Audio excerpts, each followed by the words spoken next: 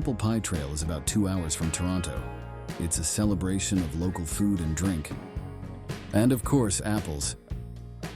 It's a great way to get back to nature and meet the people who make this slice of paradise magical. I think people love the connection and the community, just getting out and being able to sort of touch and feel where their food and drink comes from and really connecting to the people that are making it and getting to have these things that are artisanal and they really can't have anywhere else. Well, our hope is that when you come here, you interface with the land. We're sitting on 80 acres of apple orchard, and it's just a magical piece of property.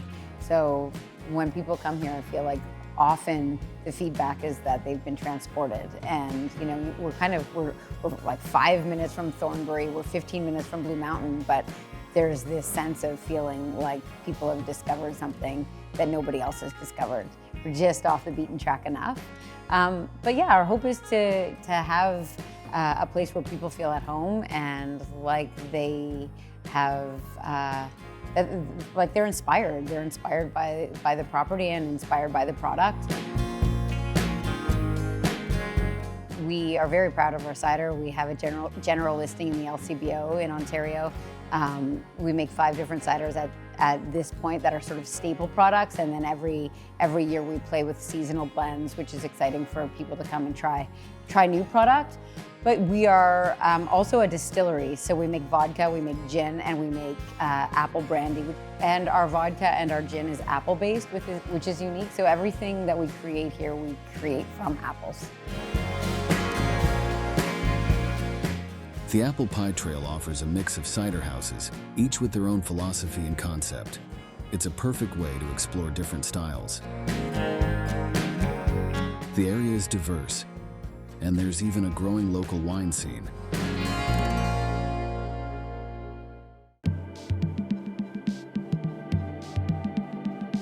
We were fortunate enough, we bought the property back in the early 2000s. Then we had the opportunity to move to the UK. We lived in the UK for about 9 years. And while we were living there, we fell in love with cider. We knew that we had apple trees here on the property. So when we returned back to Canada, my husband had taken a course for making cider. I thought we were just gonna be doing it small scale. And then next thing you know, we're giving it to friends, we're enjoying it, and we just sort of like dove into it there. So Tim is the cider master. He sort of curates all of the ciders for different things. So all of them are very special to us. So because he did his training in England, we do sort of an English style cider. The other thing that's unique about our farm is we are an organic farm, so we do organic practices here. So we're really trying to keep our product crisp and clean and natural. One of our products is fully organic, our sweet juice is fully organic, and then some of our other products are just from our farm here or a lot of our other local farms here in Clearview.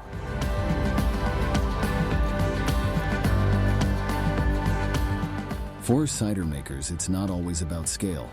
It's about the craft. Wyndswept Orchard Cider takes a low-intervention approach to let the natural characteristics of the fruit shine through.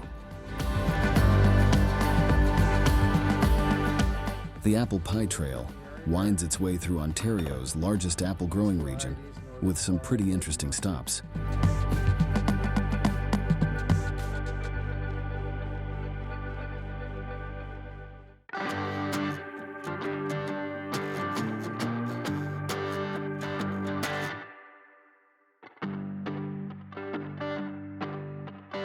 So we're one of the larger craft cideries in Ontario.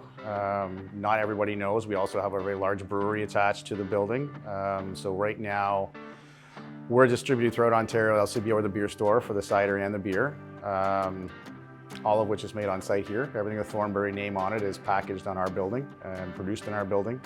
All completely done in Thornbury, Ontario, which is lovely because I grew up here, so it's a great place for you to be and work. It's a nice, fun place to hang out. We work very hard to make sure the vibe is welcoming and fun. If you come into the building, it's got kind of a industrial but welcoming feel to it. Very chill vibes. We've got live music on Saturdays, Sundays throughout the summer months. There's always something to do. So the menu's mostly shareables right now. Really, really good quality food. Something you can come in, sit down, have, enjoy, leave feeling like you've had enough to eat without having paid an arm and a leg for it. And then the new kitchen comes in June, we'll expand that a little bit more, and it's a little more of a lunch item menu as well.